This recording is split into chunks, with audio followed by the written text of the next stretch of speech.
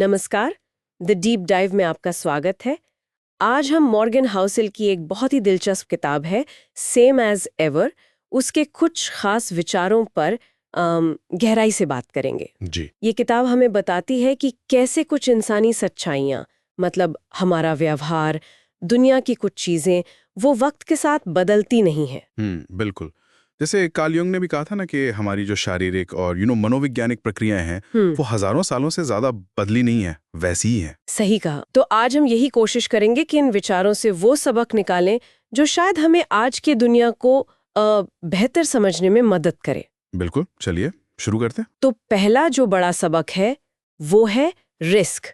Risk मतलब अक्सर हम सोचते हैं कि सबसे बड़ा खतरा क्या है। हाँ, और हाउसेल का जो तर्क है वो बड़ा दिलचस्प है। वो कहते हैं कि सबसे बड़ा जोखिम वो नहीं है जिसके बारे में सब सोच रहे हैं या बात कर रहे हैं। अच्छा, बल्कि वो है जिसे कोई आता हुआ देख ही नहीं रहा, एकदम अनदेखा। अनदेखा जोखिम, जैसे आप सोचिए पर्ल हार्बर के बारे में, या 9/11। या हाल ही में कोविड-19। हाँ बिल्कुल। ये सब चीजें ऐसी थी जिनके लिए दुनिया तैयार नहीं थी, बिल्कुल अचानक आई। हाँ, और क्योंकि कोई तैयारी नहीं थी तो इनका जो असर हुआ वो कहीं ज्यादा विनाशकारी, कहीं ज्यादा गहरा हुआ। ये बात तो है। मतलब तैयारी ना होना ही असल में जोखिम को बढ़ा देता है। मुझे वो हैरी हुडीनी की कहानी याद आ रही है। हाँ हाँ, बताइए। वो कितने मशहूर थे अपने खतरनाक स्टंट्स के लिए। मतलब जंजीरों में बंद कर नदी में कूद जाना या खुद को जिंदा दफन करवा लेना, ऐसे ऐसे करतब। जी, अविश्वसनीय थे वो। लेकिन उनकी मौत कैसे हुई? वो किसी स्टंट में नहीं मरे। एक कॉलेज स्टूडेंट ने मजाक में या शायद चैलेंज में उनके पेट में जोर से मुक्के मारे। अच्छा। हाँ, और हुडीनी उस वक्त उसके लिए तैयार नहीं थे। उन्होंने खुद को सख्त नहीं किया हुआ था जैसा वो अक्सर करते थे, और नतीजा ये हुआ कि उन्हें अंदरूनी चोटें लगी और उसी से उनकी मौत हो गई। अरे, ये तो बिल्कुल वही बात हो गई। मतलब वो इतने बड़े बड़े खतरों से बच निकले जिनके लिए वो तैयार रहते थे, लेकिन एक अचानक आई चीज जिसके लिए वो तैयार नहीं थे, एग्जैक्टली। वही जानलेवा साबित हुई। तो असल खतरा वही है जिसके लिए आप तैयार नहीं हैं। बिल्कुल। और डैनियल कानमन ने भी कुछ इसी तरह की बात कही है। वो कहते हैं कि ये सोचना कि जो आप नहीं देख रहे हैं वो शायद आपके सारे विश्वासों को, आपकी सारी प्लानिंग को गलत साबित कर सकता है। ये ख्याल हमारे दिमाग में आसानी से आता ही नहीं है। हम अपनी बनाई हुई दुनिया में रहते हैं, जो हमें दिख रहा है उसी पर यकीन करते हैं। वो अनदेखा पहलू, वो अननोन, वही अक्सर सबसे ज्यादा नुकसान करता है। ये अनदेखे जोखिम वाली बात वाकई काफी गहरी है, और ये मुझे अगले पॉइंट पर ले जाती है, जो है उम्मीदें और हकीकत का टकराव। Expectations versus reality. हाँ, ये भी एक क्लासिक ह्यूमन थीम है ना? जी। जैसे अमेरिका में लोग 1950s को याद करते हैं। कहते हैं वो मिडिल क्लास का सुनहरा दौर था। जी, ये नॉस्टैल्जिया, ये पुरानी यादें बहुत पावरफुल होती हैं। लेकिन अगर आप आंकड़े देखें, हाँ, आंकड़े क्या कहते हैं? आंकड़े तो कुछ और ही कहानी बताते हैं। आज अगर आप इन्फ्लेशन को एडजस्ट करके देखें तो अमेरिका में औसत आय ज्यादा है, घर पहले से बड़े हैं। अच्छा। हाँ, और लोग अपनी कमाई का पहले से कम प्रतिशत खाने पर खर्च करते हैं। मतलब मटेरियल तौर पर तो आज का औसत अमेरिकी शायद 50s के दशक के औसत अमेरिकी से बेहतर स्थिति में है। तो फिर वो पुरानी यादें इतनी अच्छी क्यों लगती हैं? क्यों लगता है कि वो दौर बेहतर था? शायद इसलिए, जैसा हौसल इशारा करते हैं, कि हमारी जो उम्मीदें हैं वो हमारी असल परिस्थितियों से ज्यादा तेजी से बढ़ जाती हैं। उम्मीदें ज्यादा तेजी से बढ़ती हैं। हाँ, मतलब हालात सुधरते हैं लेकिन हमारी उम्मीदें उससे भी ज्यादा तेजी से आसमान छूने लगती हैं। ये बात मुझे चार्ली मंगर की याद दिलाती है। उनका वो मशहूर कोट है ना कि खुशहाल जीवन का पहला नियम है कम उम्मीदें रखना। बिल्कुल, कितना सच है ये। अगर आप ज्यादा उम्मीदें नहीं रखेंगे तो छोटी छोटी चीजों में भी खुशी मिल जाएगी, लेकिन अगर उम्मीदें बहुत ज्यादा हैं तो बड़ी उपलब्धियां भी फीकी लग सकती हैं। और विल स्मिथ ने भी कुछ ऐसी ही बात कही थी शोहरत के बारे में। हाँ, क्या कहा था उन्होंने? उन्होंने कहा था कि मशहूर होना अद्भुत है, एकदम कमाल का। मशहूर बने रहना वो मिला जुला सा है, ठीक ठाक, लेकिन शोहरत खोना वो बहुत दुखदाई है। मतलब यहाँ भी वही उम्मीदों का खेल है।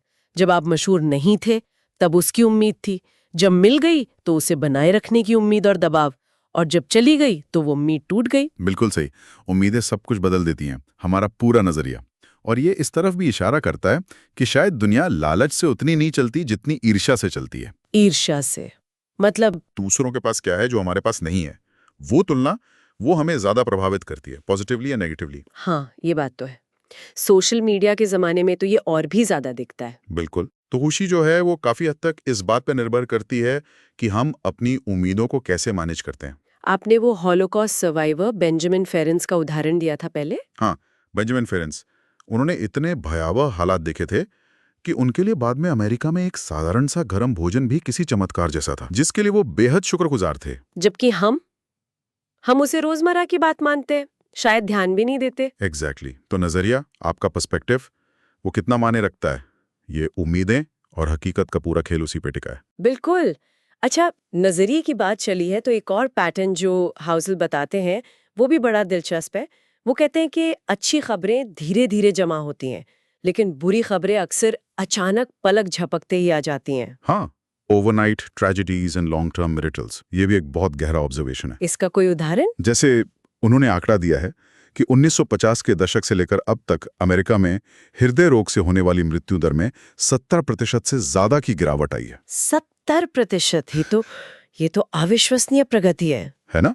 एक तरह का चमत्कार ही है ये। लाखों जानें बची हैं इसकी वजह से। लेकिन इस पर ज्यादा बात क्यों नहीं होती? क्योंकि ये बदलाव बहुत धीरे धीरे हुआ। औसतन हर साल सिर्फ 1.5%, 1.5% की गिरावट। इतनी धीमी कि किसी ने इस पर खास ध्यान ही नहीं दिया। ये रोज की हेडलाइन नहीं बनती। हाँ, ये तो है। अच्छी चीजें अक्सर पर्दे के पीछे धीरे धीरे होती रहती हैं। बिल्कुल। लेकिन दूसरी तरफ बुरी खबरें वो अचानक आती हैं। जैसे लेमन ब्रदर्स, 158 साल पुरानी इतनी प्रतिष्ठित कंपनी, हाँ। और सिर्फ 15 महीनों के अंदर अर्श से फर्श पर आ गई, खत्म। सोचकर भी अजीब लगता है। और भी उदाहरण है, एनरॉन है, नोकिया का मोबाइल बिजनेस का पतन है, यहाँ तक कि सोवियत संघ का विघटन। जी हाँ, कितने ही उदाहरण हैं। दशकों में, सदियों में बनी चीजें वो मिनटों में, महीनों में ढह सकती हैं। पर ऐसा होता क्यों है? मतलब ऐसा क्यों है कि तरक्की इतनी धीमी और मुश्किल लगती है और बर्बादी इतनी तेज और आसान? इसकी एक, आप कह सकते हैं, बुनियादी वजह है। देखिए, तरक्की को, किसी भी तरह की ग्रोथ को हमेशा कई ताकतों के खिलाफ लड़ना पड़ता है। जैसे कंपटीशन है, बाजार की ताकतें हैं, नियम कानून हैं, यहाँ तक कि फिजिक्स के नियम जैसे गुरुत्वाकर्षण ही ले लीजिए। आपको इन सब के खिलाफ काम करना पड़ता है आगे बढ़ने के लिए। लेकिन गिरावट, डिक्लाइन, उसके रास्ते से सब हट जाते हैं। कोई रुकावट नहीं होती, बल्कि कई बार तो ताकतें मदद करती हैं नीचे गिरने में। अच्छा। सोचिए, कोई चीज बनाना कितना जटिल होता है। जैसे इंसानी शरीर ही है, अरबों कोशिकाएं, कितने सारे सिस्टम्स, सब मिलकर एक साथ एकदम सही तरीके से काम करते हैं, तब जाकर जीवन चलता है। हाँ, बहुत कॉम्प्लेक्स है। लेकिन इसे खत्म करना, वो कितना आसान है। शरीर को बस कुछ मिनट ऑक्सीजन ना मिले और खेल खत्म। सही बात है। तो बनाने के लिए आपको बहुत सारा ज्ञान, कौशल, समन्वय, मेहनत, वक्त, सब कुछ चाहिए। लेकिन तोड़ने के लिए, उसके लिए तो बस एक हथौड़ा काफी हो सकता है। वाह, ये तो बहुत पावरफुल तरीका है इसे देखने का। निर्माण जटिल है, विध्वंस आसान। बिल्कुल। इसीलिए अच्छी चीजें धीरे धीरे बनती हैं और बुरी चीजें तेजी से फट सकती हैं। तो अगर हम इन सब बातों को समेटने की कोशिश करें जो हमने आज डिस्कस की। जी हाँ, अनदेखे जोखिम।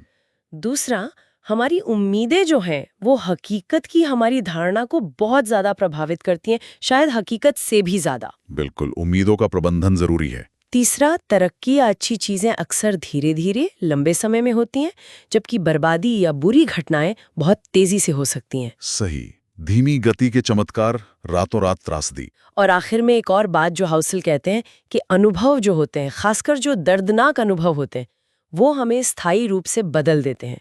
वो लिखते हैं, घाव भर जाते हैं पर निशान रह जाते हैं। Scars remain. ये बहुत गहरी बात है। मतलब हम अनुभवों से सीखते हैं, बदलते हैं, लेकिन वो अनुभव हमेशा हमारे साथ रहते हैं, हमारे सोचने के तरीके को, हमारे व्यवहार को प्रभावित करते रहते हैं। हाँ, तो ये सब कुछ स्थायी सच्चाइयां हैं ना, जो शायद हमेशा से ऐसी ही थीं और शायद हमेशा ऐसी ही रहेंगी। लगता तो यही है, और ये हमें थोड़ा सोचने पर भी मजबूर करता है। किताब के आखिर में हाउसल कुछ बहुत अच्छे सवाल पूछते हैं, जिन पर शायद हम सबको विचार करना चाहिए। क्या सवाल है वो? वो पूछते हैं, किसके पास सही जवाब हैं, लेकिन मैं उसे नजरअंदाज कर रहा हूं क्योंकि वो अपनी बात ठीक से या प्रभावशाली ढंग से नहीं रख पाता। मतलब हम आवाज के पीछे भागते हैं, जरूरी नहीं कि सच के पीछे। हाँ, और दूसरा सवाल है, मैं किस बात को सच मानने के लिए इतना बेताब हूं कि मैं उसे सच मान लेता हूं जबकि वो साफ तौर पर सच नहीं है। वाह, ये तो अपने पूर्वाग्रहों और इच्छाओं पर सवाल उठाता है। मतलब हम वही सुनना चाहते हैं जो हम सुनना चाहते हैं, है ना? बिल्कुल। अपनी कंफर्मेशन बायस पर सवाल। तो ये 2 सवाल ये हमें अपने सोचने के तरीके पर, अपने फैसलों पर दोबारा गौर करने के लिए कहते हैं। बहुत ही विचार करने लायक सवाल हैं ये। शायद इन्हीं सवालों के साथ हम आज की इस बातचीत को समाप्त कर सकते हैं। जी बिल्कुल, ये सोचने के लिए कुछ भोजन देते हैं। तो ये थी मॉर्गन हाउसेल की किताब सेम एज एवर के कुछ विचारों पर हमारी आज की गहरी बातचीत। उम्मीद है आपको पसंद आई होगी। धन्यवाद। धन्यवाद। विजडम हाउस में हमारे साथ जुड़ने के लिए धन्यवाद, जहां हम आपको सबसे बड़ी पुस्तकों से कालातीत अंतर्दृष्टि लाते हैं। यदि आपको यह पुस्तक सारांश मूल्यवान लगता है तो शेयर और लाइक मत भूलना, और विजडम हाउस के लिए सदस्यता ले। उत्सुक रहे और हम आपको अगले वीडियो में देखेंगे।